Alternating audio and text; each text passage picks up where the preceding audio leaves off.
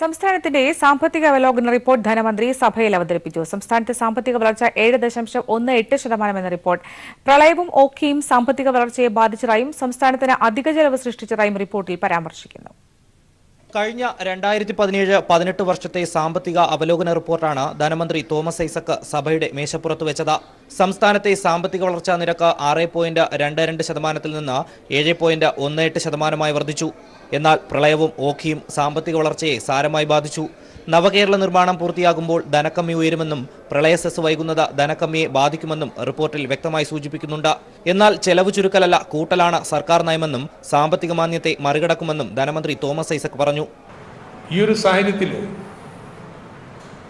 എന്തൊക്കെ സാമ്പത്തിക ബുദ്ധിമുട്ടുണ്ടെങ്കിലും സർക്കാർ കൂടി ചെലവ് ചുരുക്കുന്നതിന് തുനിഞ്ഞു കഴിഞ്ഞാൽ നമ്മുടെ സംസ്ഥാനത്തെ സാമ്പത്തിക മുരടി അതിരൂക്ഷമാണ്. അതുകൊണ്ട് ഒരു മാന്യകാലത്തെന്ന പോലെ തന്നെ സർക്കാരിൻ്റെ ചെലവ് ചുരുക്കാനല്ല, ചെലവ് വർദ്ധിപ്പിക്കാനാണ് ബഡ്ജറ്റ് പരിശ്രമിക്കുക. ഈ മാന്ദ്യത്തെ മറികടക്കുന്നതിന് ഉത്തേജകമായിട്ട് ബഡ്ജറ്റ് മാറണം എന്നുള്ളതാണ് കാഴ്ചപ്പാട്. ഇതുമായി ബന്ധപ്പെട്ട് ഒരു കാര്യം കൂടി എനിക്ക് പറയാനുള്ളത്. ഇപ്പം നമ്മുടെ സർക്കാർ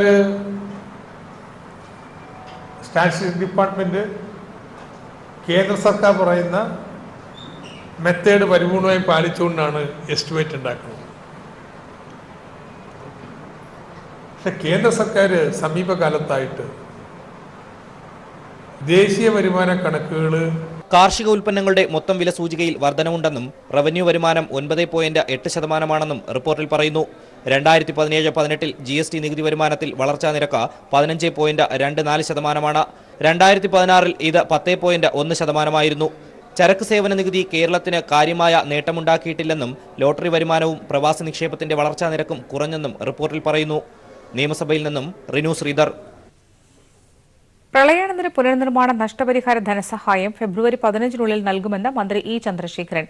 ഉയർന്ന പരാതികളിലെ അപാകതകൾ പരിഹരിച്ചാകും ധനസഹായ വിതരണം നടത്തുകയെന്നും സഭയിൽ മന്ത്രി വ്യക്തമാക്കി. 6,87,843 പേർക്ക് 10,000 രൂപയുടെ ധനസഹായം ഇതിനോടകം നൽകിയിട്ടുണ്ടെന്നും മന്ത്രി സഭയിൽ പറഞ്ഞു. അപേക്ഷകൾ ചുവപ്പ് നാടയിൽ കുടുങ്ങിയ സെക്രട്ടേറിയറ്റിൽ അന്ത്യവിശ്രമം കൊള്ളുന്നുവെന്ന് പ്രതിപക്ഷം ആരോപിച്ചു. പ്രളയാനന്തര പുനർനിർമ്മാണ വിഷയത്തിൽ പ്രതിപക്ഷത്തു നിന്നും വി.ഡി. സതീശൻ എം.എൽ.എയാണ് അടിയന്തര പ്രമേയത്തിന് അവതരണാനുമതി തേടി നോട്ടീസ് നൽകിയത്. കേരളത്തിന്റെ പുനർനിർമ്മാണം ചുമപ്പ് നാടയിൽ കുടുങ്ങി കിടക്കുകയാണെന്ന് ആരോപിച്ച സതീശൻ ഫയലുകൾ സെക്രട്ടേറിയറ്റിൽ അന്ത്യവിശ്രമം കൊള്ളുന്നുവെന്നും പറഞ്ഞു. ആകെ ലഭിച്ച 7,000 കോടിയിൽ 25% മാത്രമാണ് ധനസഹായം സർക്കാർ വിതരണം ചെയ്തതെന്നും പ്രളയബാധിത പ്രദേശത്ത് കടുത്ത സാമ്പത്തിക പ്രതിസന്ധി നേരിടുന്നുവെന്നും വി.ഡി. സതീശൻ ആരോപിച്ചു. ഒപ്പം തകർന്ന വീടുകളുടെ എണ്ണം കുറച്ചു കാണിക്കാൻ സർക്കാർ ഉദ്യോഗസ്ഥർക്ക് പരോക്ഷമായ നിർദ്ദേശം നൽകിയെന്നും വി.ഡി. സതീശൻ ആരോപണമുന്നയിച്ചു. റീബിൽഡ് കേരള ഇനിഷ്യേറ്റീവ് ചുവപ്പ് നാടയിൽ കുരുങ്ങി സെക്രട്ടേറിയറ്റിൽ അന്ത്യവിശ്രമം കൊള്ളുകയാണ്. യഥാർത്ഥത്തിൽ ഒരു നടപടികളും നടക്കുന്നില്ലാത്ത സ്ഥിതിയാണ് ഇവിടെ ഉണ്ടായിരിക്കുന്നത്. അടിയന്തര പ്രമേയ നോട്ടീസിന് മറുപടി നൽകിയ റവന്യൂ മന്ത്രി ഇ ചന്ദ്രശേഖരൻ സർക്കാരിന്റേത് മാതൃകാപരമായ പ്രവർത്തനമാണെന്ന് പറഞ്ഞു. പ്രളയാനന്തര പുനർനിർമ്മാണവുമായി ബന്ധപ്പെട്ട് പ്രതിപക്ഷ ആരോപണം രാഷ്ട്രീയ പ്രേരിതമാണെന്നും മന്ത്രി പറഞ്ഞു. പ്രളയത്തെ കാര്യക്ഷമമായി നേരിട്ട സർക്കാർ പൂർണ്ണമായും തകർന്ന വീടുകളുടെ നിർമ്മാണ പ്രക്രിയകൾ പൂർത്തിയാക്കിയതായും പറഞ്ഞു. ഫെബ്രുവരി 15-നകം അവശേഷിക്കുന്നവർക്കുള്ള നഷ്ടപരിഹാര ധനസഹായം നൽകുമെന്നും മന്ത്രി പറഞ്ഞു. പട്ടികയിലെ അപാകതകൾ പരിഹരിച്ചാകും ധനസഹായ വിതരണം നടത്തുന്നതെന്നും മന്ത്രി പറഞ്ഞു. പൂർണ്ണമായും തകർന്ന എല്ലാ വീടുകളും പണിയുന്നതിനുള്ള ക്രമീകരണം ഇപ്പോൾ പൂർത്തിയായിരിക്കുകയാണ്. ഫെബ്രുവരി 15-നകം അടുത്ത ഗഡു ഉൾപ്പെടെ അവശേഷിക്കുന്നവർക്കെല്ലാം പൂർണ്ണമായി ധനസഹായം വിതരണം ചെയ്യാൻ നിർദ്ദേശവും നൽകിയിരിക്കുകയാണ്. മന്ത്രിയുടെ വിശദീകരണത്തെ തുടർന്ന് സ്പീക്കർ അടിയന്തര പ്രമേയത്തിനുള്ള അവതരണാനുമതി നിഷേധിച്ചു. തുടർന്ന് പ്രതിപക്ഷം വാക്കൌട്ട് നടത്തി. News bureau, Thiruvananthapuram. സംസ്ഥാനത്ത് ദീർഘനാളായി നികുതി അടച്ച് താമസിക്കുന്ന കുടുംബങ്ങളെ ഒഴിപ്പിക്കുന്ന നടപടി സാധൂകരിക്കാൻ കഴിയില്ലെന്ന് മുഖ്യമന്ത്രി പിണറായി വിജയൻ. വനസംരക്ഷണത്തിന്റെ പേരിൽ ആരെയും ബുദ്ധിമുട്ടിക്കില്ലെന്നും അദ്ദേഹം പറഞ്ഞു. ഭരണപരിഷ്കാര കമ്മീഷന്റെ പ്രവർത്തനത്തിനായി 4,54,09,086 രൂപ ചെലവായതായും മുഖ്യമന്ത്രി സഭയിൽ പറഞ്ഞു. വനങ്ങൾ സംരക്ഷിക്കുക എന്നതാണ് സർക്കാർ നയം. എന്നാൽ അതിന്റെ പേരിൽ അവിടെ താമസിക്കുന്നവരെ ബുദ്ധിമുട്ടിക്കുന്നത് സർക്കാർ ലക്ഷ്യമല്ലെന്നും എന്തെങ്കിലും പ്രത്യേക പ്രശ്നങ്ങൾ ഉണ്ടെങ്കിൽ അത് പരിശോധിച്ച് പരിഹാരം കാണുമെന്നും മുഖ്യമന്ത്രി സഭയിൽ അറിയിച്ചു. നമ്മുടെ സംസ്ഥാനത്ത് ദീർഘകാലമായി നികുതി അടക്കുന്ന കുടുംബങ്ങൾ അവരെ ഒഴിപ്പിക്കുന്ന നടപടികൾ എന്തിൻ്റെ പേരിലായാലും സാധൂകരിക്കാൻ കഴിയുന്നില്ല. വനം സംരക്ഷിക്കുക എന്നത് തന്നെയാണ് സർക്കാരിൻ്റെ നിലപാട്. പക്ഷേ അനാവശ്യമായി കൃഷിക്കാരെ, അവിടെ താമസിക്കുന്നവരെ ഉപദ്രവിക്കുന്ന സമീപനം സ്വീകരിക്കാൻ ഗവൺമെൻറ് ഉദ്ദേശിക്കുന്നില്ല. എന്തെങ്കിലും പ്രത്യേക പ്രശ്നങ്ങളുണ്ടെങ്കിൽ അത് പ്രത്യേകമായി തന്നെ പരിശോധിക്കുന്നതും പരിഹാരം കാണുന്നതുമാണ്. VS അധ്യക്ഷനായ ഭരണപരിഷ്കാര കമ്മീഷന്റെ ചിലവ് 4,56,09,086 രൂപയാണ്. ശമ്പളം ഉൾപ്പെടെയുള്ള ചിലവിനാണ് ഇത്രയും തുക ചിലവഴിച്ചത്. വിജിലൻസ് പരിഷ്കാരം ഉൾപ്പെടെ 4 റിപ്പോർട്ടുകൾ കമ്മീഷൻ സമർപ്പിച്ചിട്ടുണ്ടെന്നും MLA ഷാഫി പറമ്പലിന്റെ ചോദ്യത്തിന് മുഖ്യമന്ത്രി രേഖാമൂലം മറുപടി നൽകി. നിയമസഭയിൽ നിന്നും റിനു ശ്രീധർ.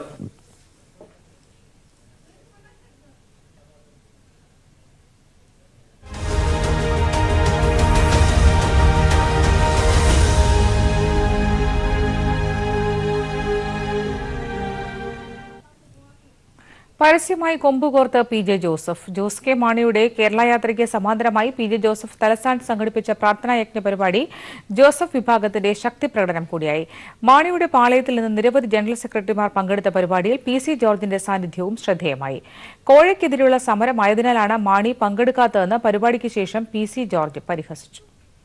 കേരള കോൺഗ്രസിൽ രാഷ്ട്രീയ ധ്രുവീകരണത്തിന് ആക്കം കൂട്ടിയാണ് PJ ജോസഫ് ഗാന്ധി സ്റ്റഡി സെന്ററിന്റെ നേതൃത്വത്തിൽ തലസ്ഥാനത്ത് പ്രാർത്ഥനായജ്ഞം സംഘടിപ്പിച്ചത്. പാർട്ടി ചെയർമാൻ സ്ഥാനം ജോസ് കെ മാണിക്ക് നൽകി PJ ജോസഫ് വിഭാഗത്തെ താഴ്ത്തിക്കെട്ടാനുള്ള KM മാണിയുടെ നിലപാടിനെതിരെയുള്ള മറുപടി കൂടിയാണ് മാണിയുടെ പാളയത്തിൽ നിന്നുള്ള ജനറൽ സെക്രട്ടറിമാരെ കൂടി പങ്കെടുപ്പിച്ച് PJ ജോസഫ് മറുപടി നൽകിയത്. ജോസഫ് വിഭാഗം MLA മാരായ Mons Joseph, doctor Jayaraj, PS Thomas എന്നിവരും മുതിർന്ന നേതാക്കളായ TU Kuruvila, DK John, Jacob Abraham, Thomas Unniyadan തുടങ്ങി നേതാക്കൾക്കൊപ്പം മാണിപക്ഷത്തെ പ്രൊഫസർ KA ആന്റണി, തിരുവല്ല നഗരസഭാ chairman Cherian Polachirackal, MJ Jacob തുടങ്ങി 7ഓളം ജനറൽ സെക്രട്ടറിമാരും മാണി വിരുദ്ധ പരിപാടിയിൽ പങ്കെടുത്തു. പരിപാടിക്ക് രാഷ്ട്രീയമില്ലെന്ന് പറഞ്ഞ PJ ജോസഫ് പാർട്ടിക്കകത്ത് ഉൾപ്പെടെ നിലനിൽക്കുന്ന സംഘർഷങ്ങൾ ഇല്ലാതാക്കാനാണ് പ്രാർത്ഥനായജ്ഞമെന്നും പറഞ്ഞു. എല്ലാ സംഘർഷങ്ങൾക്കും പക്ഷേ ഇവിടെ പ്രത്യേക സാഹചര്യം 30 ജനുവരി ഞങ്ങൾ ആദ്യം ആചരിക്കുന്നതല്ല. PJ ജോസഫ് വിളിച്ചു ചേർത്ത പരിപാടിയിൽ ക്ഷണിക്കാതെയാണെങ്കിലും PC ജോർജ് പങ്കെടുത്തത് ഏറെ രാഷ്ട്രീയമാനം നൽകി. PJ ജോസഫിന്റേത് കോഴയ്ക്കെതിരെയുള്ള പരിപാടിയായതിനാലാണ് മാണി പങ്കെടുക്കാതിരുന്നതെന്നും PC ജോർജ് പരിഹസിച്ചു. കോഴയ്ക്കെതിരെ ജോസഫ് സമരം നടത്തുമ്പോൾ KM മാണി എങ്ങനെ പങ്കെടുക്കുന്നത്? വരും ദിവസങ്ങളിലും കേരള കോൺഗ്രസ് രാഷ്ട്രീയം സംഘർഷഭരിതമായിരിക്കുമെന്ന സൂചന നൽകിയാണ് പ്രാർത്ഥനായജ്ഞ പരിപാടി അവസാനിച്ചത്. അതേസമയം PJ ജോസഫിന്റെ അധിക സീറ്റ് അവകാശവാദത്തെ പ്രതിരോധിക്കാൻ മുസ്ലിം ലീഗിൽ നിന്നും ET മുഹമ്മദ് ബഷീറാണ് ഇന്ന് പ്രതികരണവുമായി രംഗത്തു വന്നത്. Leslie John, news bureau, Thiruvananthapuram. 3ാം seat ആവശ്യത്തിൽ ഉറച്ച ലീഗ്. 3ാം സീറ്റിന് ലീഗിന് അർഹതയുണ്ടെന്ന് ET മുഹമ്മദ് ബഷീർ. ഈ ആവശ്യം UDF യോഗത്തിൽ ഉന്നയിക്കും. ഏത് സീറ്റ് വേണമെന്ന കാര്യത്തിൽ തീരുമാനമായിട്ടില്ലെന്നും ഉടൻ ഭാരവാഹി യോഗം ചേർന്ന് അന്തിമ തീരുമാനത്തിലെത്തുമെന്നും ET മുഹമ്മദ് ബഷീർ കോഴിക്കോട് പറഞ്ഞു. ലീഗിന് ഒരു 3ാം പാർലമെന്റ് സീറ്റ് ചോദിക്കാൻ അർഹതയുണ്ട്. ഞങ്ങൾ ചോദിക്കും. അതല്ലാതെ ഇപ്പോൾ ഏതാണ് എന്താണ് എങ്ങനെ എന്നീ ഘട്ടത്തിൽ പറയാൻ നോക്കില്ല. ലീഗിന് 3ാം സീറ്റിന് അർഹതയുള്ളതുകൊണ്ട് തീർച്ചയായും ഞങ്ങൾ ആവശ്യപ്പെടും. അത് വ്യക്തമാണ്. അത് ഇപ്പോൾ ഞങ്ങൾ ഡിസ്കസ് ചെയ്യണം. പോരാതെ തന്നെ UDF ഡിസ്കസ് ചെയ്യണം. എന്നിട്ടേ ഞങ്ങൾ സീറ്റിനെ പറ്റി പറയുള്ളൂ. ലീഗിൻ്റെ അർഹത ഒരു യാഥാർത്ഥ്യമാണ്. കേരളത്തെ അപമാനിക്കുന്നതിൽ മോദിക്കും രാഹുലിനും ഒരേ സ്വരമെന്ന് കോടിയേരി ബാലകൃഷ്ണൻ. കേരളത്തിലെ കോൺഗ്രസ് നേതാക്കൾ രാഹുൽ ഗാന്ധിയെ തെറ്റിദ്ധരിപ്പിച്ചെന്ന് സംശയിക്കുന്നതായും കോടിയേരി പറഞ്ഞു. നരേന്ദ്രമോദിയുടെ അതേ വാക്കുകളാണ് രാഹുൽ ഗാന്ധിയും ഇന്നലെ കേരളത്തിൽ വന്ന് പ്രയോഗിച്ചത്. രണ്ടു കൂട്ടർക്കും, മോദിക്കും രാഹുലിനും കേരളത്തിൽ വരുമ്പോൾ ഒരേ ശബ്ദമാണ്. ഇന്നലത്തെ രാഹുൽ ഗാന്ധിയുടെ പ്രസംഗത്തോടു കൂടി വ്യക്തമായിരിക്കുകയാണ്. അതോടൊപ്പം തന്നെ കേരളത്തെക്കുറിച്ച് രാഹുൽ ഗാന്ധിക്ക് വലിയൊരു അജ്ഞതയുണ്ട് എന്നുള്ളതും ഇന്നലത്തെ പ്രസംഗം തെളിയിക്കപ്പെട്ടിട്ടുണ്ട്. രാഹുൽ ഗാന്ധിക്കെതിരെ രൂക്ഷ വിമർശനവുമായി വൃന്ദ കാരാട്ട്. രാഹുൽ ഗാന്ധി രാഷ്ട്രീയ അവസരവാദിയെന്ന് വൃന്ദ കാരാട്ട്. UP ആണെന്ന് തെറ്റിദ്ധരിച്ചാണ് രാഹുൽ ഗാന്ധി കേരളത്തിൽ പ്രസംഗിച്ചത്. സുപ്രീം കോടതി വിധി അനുസരിച്ച് ശബരിമലയിൽ ലിംഗനീതി നടപ്പാക്കാനാണ് സർക്കാർ ശ്രമിച്ചത്. സാമൂഹ്യനീതിക്കായുള്ള പോരാട്ടങ്ങളെല്ലാം എതിർപ്പുകൾ നേരിട്ടിട്ടുണ്ട്. ശബരിമല വിഷയത്തിൽ ഭരണഘടനയ്ക്കെതിരായ അക്രമങ്ങളെക്കുറിച്ച് രാഹുൽ ഒന്നും മിണ്ടിയില്ല. ഇടതുപക്ഷം ഭരിക്കുമ്പോൾ കേരളത്തിൽ കോൺഗ്രസിനും RSSനും മത യാഥാസ്ഥിതികർക്കും ഒരേ ശബ്ദമാണെന്നും വൃന്ദ കാരാട്ട് പറഞ്ഞു. And I want to ask Mr. Rahul Gandhi, who was here in Kerala yesterday. You made some absurd statements. I think Mr. Rahul Gandhi misplaced his speech. He thought he was speaking in Uttar Pradesh. When he said that there are no schools and health centers in Kerala, Mr. Rahul Gandhi, he should check up with his experts who make his points for him. Baba, why did you give the poor man a speech he was to make somewhere else? He came to Kerala and started saying there's no health, there's no education. Please look at the government records, Mr. Gandhi. And he spoke about employment. What is he talking about? So I think Mr. Gandhi needs to know his facts before he makes speeches in Kerala. This is the most literate state in India, Mr. Gandhi. Please understand that. And Mr. Gandhi did not say a single word about the Constitution and about upholding the judgments of the Supreme Court. But here in Kerala, you stitch your lips up with a special Fevicol and you refuse to speak about those issues which the people of Kerala want to hear from you. I think it is a shame, Mr. Gandhi. And I think this shows a level of political opportunism which is not healthy for the people of Kerala. Electronic voting machine വിവാദം കോൺഗ്രസ് ഔദ്യോഗികമായി ഏറ്റെടുക്കുന്നു. കോൺഗ്രസ് അധ്യക്ഷൻ രാഹുൽ ഗാന്ധി വെള്ളിയാഴ്ച ദില്ലിയിൽ പ്രതിപക്ഷ നേതാക്കളുടെ യോഗം വിളിച്ചു. 50% വിവിപാറ്റ് മെഷീനുകൾ എണ്ണണമെന്ന് കേന്ദ്ര തെരഞ്ഞെടുപ്പ് കമ്മീഷനോട് കോൺഗ്രസ് ആവശ്യപ്പെട്ടേക്കും. 2014 പൊതു തെരഞ്ഞെടുപ്പിൽ ക്രമക്കേട് നടത്തിയെന്ന ഹാക്കർ സെയ്ദ് ഷൂജിയുടെ വെളിപ്പെടുത്തലിൽ അലിയൊലി അവസാനിക്കുന്നില്ല. ഹാക്കറുടെ വെളിപ്പെടുത്തലിനോട് ആദ്യം അകലം പാലിച്ചിരുന്ന കോൺഗ്രസ് തെരഞ്ഞെടുപ്പ് അടുത്തതോടെ വിഷയം ഔദ്യോഗികമായി ഏറ്റെടുക്കുകയാണ്. 2014 ഉണ്ടായ ക്രമക്കേട് ഇനിയും ആവർത്തിക്കാതിരിക്കാൻ രാഹുൽ ഗാന്ധി പ്രതിപക്ഷ നേതാക്കളുടെ യോഗം വിളിച്ചു. വെള്ളിയാഴ്ച ബജറ്റ് അവതരണത്തിൽ പങ്കെടുത്ത ശേഷം നേതാക്കൾ ദില്ലിയിൽ യോഗം ചേരും. രാജ്യം ബാലറ്റ് പേപ്പർ യുഗത്തിലേക്ക് മടങ്ങിപ്പോകില്ലെന്ന് മുഖ്യ തെരഞ്ഞെടുപ്പ് കമ്മീഷണർ സുനിൽ അറോറ കഴിഞ്ഞ ദിവസം വ്യക്തമാക്കിയിരുന്നു. പോളിംഗിന് വോട്ടിംഗ് യന്ത്രം ഉപയോഗിക്കുന്നതിനൊപ്പം രേഖപ്പെടുത്തിയ വോട്ടിന്റെ രസീത് കണ്ട് വോട്ടർമാർക്ക് ബോധ്യപ്പെടാനുള്ള സംവിധാനമായ വിവിപാറ്റ് ഉപയോഗിക്കണമെന്നാണ് കമ്മീഷൻ നിലപാട്. ഒരു മണ്ഡലത്തിലെ ക്രമരഹിതമായി തിരഞ്ഞെടുക്കപ്പെട്ട പോളിംഗ് സ്റ്റേഷനുകളിലെ 10% വിവിപാറ്റ് എണ്ണും. എന്നാൽ 50% വിവിപാറ്റ് എണ്ണിയാലേ ക്രമക്കേട് നടന്നില്ലെന്ന് ഉറപ്പുവരുത്താനാകൂ എന്ന നിലപാടിലാണ് കോൺഗ്രസ്. ഇക്കാര്യം പ്രതിപക്ഷ നേതാക്കളുടെ യോഗം വിശദമായി ചർച്ച ചെയ്യും. വിവിപാറ്റിൽ സമവായമായാൽ സമ്മർദ്ദം ശക്തമാക്കുന്നതിന്റെ ഭാഗമായി തെരഞ്ഞെടുപ്പ് കമ്മീഷനെ നേരിൽ കണ്ട് വിഷയം ഉന്നയിക്കാനാണ് കോൺഗ്രസ് തീരുമാനം. ബാലറ്റ് പേപ്പറിലേക്ക് മടങ്ങിപ്പോകണമെന്ന് കോൺഗ്രസും തൃണമൂൽ കോൺഗ്രസും സമാജ്വാദിയും ആവശ്യപ്പെട്ടിരുന്നു. News bureau, Delhi. ഇന്ത്യയിലെ ഭരണഘടനാ സ്ഥാപനങ്ങളെ തകർക്കാനുള്ള മോദി സർക്കാരിന്റെ നീക്കം അവസാനിക്കുന്നില്ല. നോട്ട് നിരോധനം നടപ്പാക്കിയതിനു ശേഷമുള്ള തൊഴിൽ നഷ്ടത്തെക്കുറിച്ചുള്ള റിപ്പോർട്ട് കേന്ദ്ര സർക്കാർ പൂഴ്ത്തിവെച്ചെന്ന് ദേശീയ മാധ്യമങ്ങൾ. കേന്ദ്ര സർക്കാരിന്റെ ഈ നടപടിയിൽ പ്രതിഷേധിച്ച് ദേശീയ സ്റ്റാറ്റിസ്റ്റിക്കൽ കമ്മീഷനിലെ 2 സ്വതന്ത്ര അംഗങ്ങൾ രാജിവെച്ചു. അതേസമയം തൊഴിൽ സർവേ ഡേറ്റ ദേശീയ സാമ്പിൾ സർവേ ഓഫ് ഇന്ത്യ പരിഗണിച്ചു വരുന്നതേയുള്ളൂവെന്ന് കേന്ദ്രത്തിന്റെ വിശദീകരണം. ദേശീയ സാമ്പിൾ സർവേ ഓർഗനൈസേഷന്റെ ആദ്യ വാർഷിക റിപ്പോർട്ട് പുറത്തുവിടാത്തതിൽ പ്രതിഷേധിച്ച് ദേശീയ സ്റ്റാറ്റിസ്റ്റിക്കൽ കമ്മീഷനിലെ സ്വതന്ത്രാംഗങ്ങളായ PC മോഹൻ, JV മീനാക്ഷി എന്നിവർ ജോലിയിൽ നിന്ന് രാജിവെച്ചു. ഭരണഘടനാ സ്ഥാപനങ്ങളെ തകർക്കാനുള്ള കേന്ദ്ര സർക്കാർ നടപടികൾ പ്രതിഷേധമുയർത്തിയാണ് ഇരുവരും രാജിവെച്ചത്. രാജിവെച്ച PC മോഹനൻ കമ്മീഷന്റെ ആക്ടിംഗ് ചെയർപേഴ്സൺ കൂടിയാണ്. ഇന്ത്യൻ എക്സ്പ്രസ് എന്ന ദേശീയ മാധ്യമമാണ് വാർത്ത റിപ്പോർട്ട് ചെയ്തത്. നോട്ട് നിരോധനത്തിന് ശേഷം 2017-2018 കാലഘട്ടത്തിൽ ഭീമമായ തൊഴിൽ നഷ്ടം റിപ്പോർട്ട് ചെയ്തുവെന്നാണ് റിപ്പോർട്ട്. കേന്ദ്രത്തെ പ്രതിക്കൂട്ടിലാക്കുന്ന കാര്യങ്ങൾ റിപ്പോർട്ടിലുണ്ടെന്നാണ് സൂചന. ഇത് 2019 ലോക്സഭാ തെരഞ്ഞെടുപ്പിനെ വലിയ രീതിയിൽ ബാധിക്കുമെന്ന ഭയം കേന്ദ്ര സർക്കാരിനുള്ളിലുണ്ട്. റിപ്പോർട്ട് സമർപ്പിച്ചു കഴിഞ്ഞാൽ ദിവസങ്ങൾക്കുള്ളിൽ പ്രസിദ്ധീകരിക്കുകയാണ് സാധാരണ പതിവ്. എന്നാൽ തങ്ങൾ റിപ്പോർട്ട് നൽകി 2 മാസമായിട്ടും പുറത്തുവിടാൻ കേന്ദ്ര സർക്കാർ തയ്യാറാകുന്നില്ലെന്നും കമ്മീഷനെ സർക്കാർ ഗൗരവത്തോടെ കാണുന്നില്ലെന്നും PC മോഹനൻ പറഞ്ഞു. 2017 അംഗങ്ങളായ PC മോഹനും JV മീനാക്ഷിക്കും 2020 വരെയാണ് കാലാവധി. എന്നാൽ തൊഴിൽ സർവേ ഡാറ്റ ദേശീയ സാമ്പിൾ സർവേ ഓഫ് ഇന്ത്യ പരിഗണിച്ചു വരുന്നതേയുള്ളൂവെന്നും കമ്മീഷന്റെ നിർദ്ദേശങ്ങൾ സർക്കാർ എല്ലാ ഘട്ടത്തിലും പരിഗണിക്കാറുണ്ടെന്നുമാണ് കേന്ദ്ര സർക്കാരിന്റെ വിശദീകരണം. GDP വിവരങ്ങൾ പുറത്തുവിട്ടത് കമ്മീഷൻ നിർദ്ദേശപ്രകാരമാണെന്നും കേന്ദ്രം ന്യായീകരിച്ചു. News bureau, Delhi. പ്രായപൂർത്തിയാവാത്ത ആദിവാസി പെൺകുട്ടിയെ ലൈംഗികമായി പീഡിപ്പിച്ച കേസിൽ വയനാട്ടിൽ മുതിർന്ന കോൺഗ്രസ് നേതാവിനെതിരെ പോക്സോ കേസ്. DCC അംഗവും ബത്തേരി പഞ്ചായത്ത് മുൻ പ്രസിഡന്റുമായ OM ജോർജിനെതിരെയാണ് പരാതി.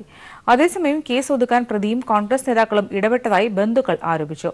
OM ജോർജിനെ അന്വേഷണ വിധേയമായി സസ്പെൻഡ് ചെയ്തതായി KPCC പ്രസിഡന്റ് അറിയിച്ചു. 1.5 വർഷത്തോളം പെൺകുട്ടിയെ ലൈംഗികമായി പീഡിപ്പിച്ചുവെന്നാണ് കോൺഗ്രസ് നേതാവായ OM ജോർജിനെതിരെ പരാതി. പെൺകുട്ടിയുടെ മാതാപിതാക്കൾ ജോർജിന്റെ വീട്ടിലെ ജോലിക്കാരാണ്. അവധി ദിവസങ്ങളിൽ ഇവർക്കൊപ്പം പെൺകുട്ടിയും ജോലിക്ക് പോവാറുണ്ടായിരുന്നു. മാതാപിതാക്കളില്ലാത്ത സമയത്താണ് പ്രതി പെൺകുട്ടിയെ പീഡനത്തിനിരയാക്കിയത്. കഴിഞ്ഞയാഴ്ച പെൺകുട്ടി ആത്മഹത്യയ്ക്ക് ശ്രമിച്ചിരുന്നു. തുടർന്നാണ് ബന്ധുക്കൾ വിവരമറിയുന്നത്. സംഭവമറിഞ്ഞ ചൈൽഡ് ലൈൻ പ്രവർത്തകർ പോലീസിനെ വിവരം കൈമാറി. അതേസമയം കേസ് ഒതുക്കി തീർക്കാൻ കോൺഗ്രസ് നേതാക്കൾ ഇടപെട്ടതായി പെൺകുട്ടിയുടെ ബന്ധുക്കൾ പറഞ്ഞു. സംഭവിച്ചത് ഞാനിങ്ങനെ പിന്നെ ഒരു ദിവസം ഈ പണിക്ക് ഇങ്ങനെ പോകാൻ വേണ്ടിയിട്ട് പിന്നെ ഒറ്റയ്ക്കാണ് ഞാൻ പണിയെടുക്കുന്നത്. അപ്പോൾ പാട്ട് കേൾക്കാമെന്ന് വിചാരിച്ചിട്ട് അങ്ങനെ ഇതിൽ പിന്നെ നോക്കിയതാണ്. അപ്പോൾ പാട്ടല്ല കേൾക്കുന്നത്, ഈ സംഭവങ്ങളാണ് കേൾക്കുന്നത് വ്യക്തമായിട്ട്. സംഭവം എന്ന് പറഞ്ഞാൽ നമുക്ക് ആർക്കും കേൾക്കാൻ പറ്റാത്ത വിധത്തിലുള്ള സംഭാഷണങ്ങളാണ് ഇതിൽ മൊബൈലിൽ കേൾക്കുന്നത്. നമ്മുടെ മോളും OM ജോർജും തമ്മിലുള്ള സംഭാഷണമാണ് കേട്ടുകൊണ്ടിരുന്നത്. ഇത് ഞങ്ങൾ മോളോട് ചോദിച്ചപ്പോഴാണ് മോള് പിന്നെ കൈയിൻ്റെ ഞരമ്പ് കട്ട് ചെയ്ത് ആത്മഹത്യ ചെയ്യാൻ ശ്രമിച്ചത്. വാട്സപ്പിൽ അയക്കാൻ പറഞ്ഞു, പിന്നെ കൊല്ലുമെന്നൊക്കെ പറഞ്ഞു.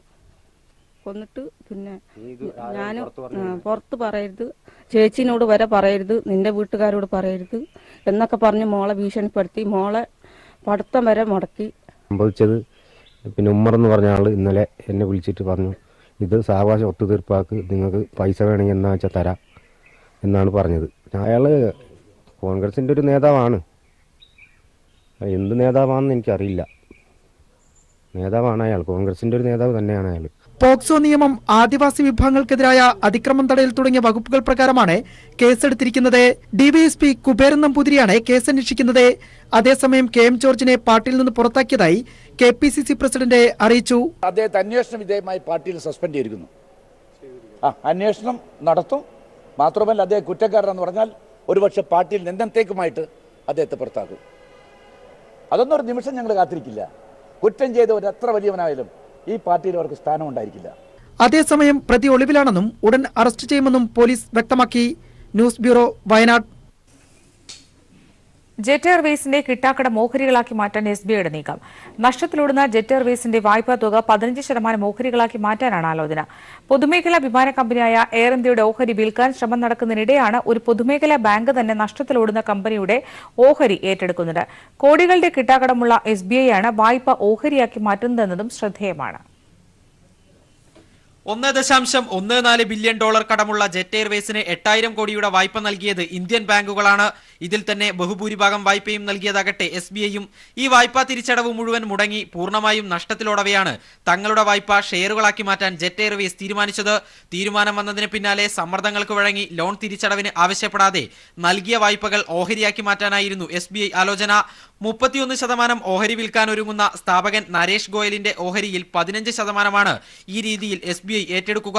ഷെയർ ഏറ്റെടുക്കുന്നതുമായി ബന്ധപ്പെട്ട് അന്തിമ തീരുമാനം ഫെബ്രുവരി 21 നടക്കുന്ന ഓഹരി ഉടമകളുടെ യോഗത്തിലുണ്ടാകും.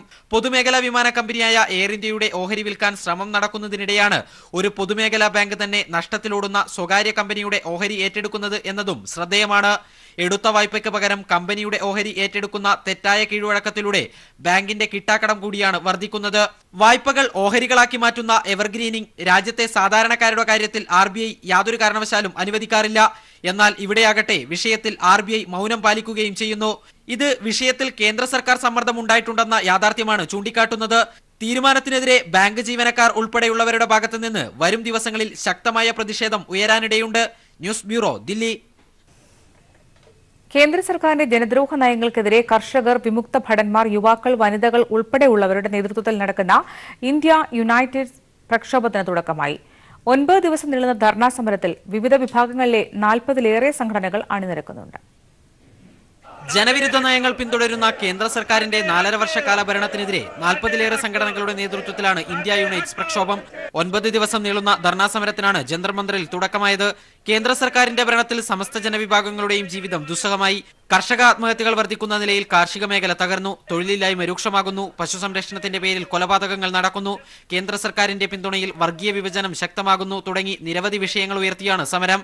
കർഷകർ, വിമുക്ത ഭടന്മാർ, യുവാക്കൾ, വനിതകൾ ഇങ്ങനെ സമൂഹത്തിന്റെ വിവിധ വിഭാഗങ്ങളിലുള്ളവർ വിവിധ ദിവസങ്ങളിലെ സമരത്തിൽ അണിനിരക്കും.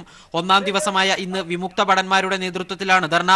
സൈനികർ, വിമുക്ത ഭടന്മാർ, യുദ്ധത്തിൽ അംഗഭംഗം സംഭവിച്ചവർ തുടങ്ങിയവരുടെ ആവശ്യങ്ങളാണ് ധർണയിൽ ഉയർത്തിയത്.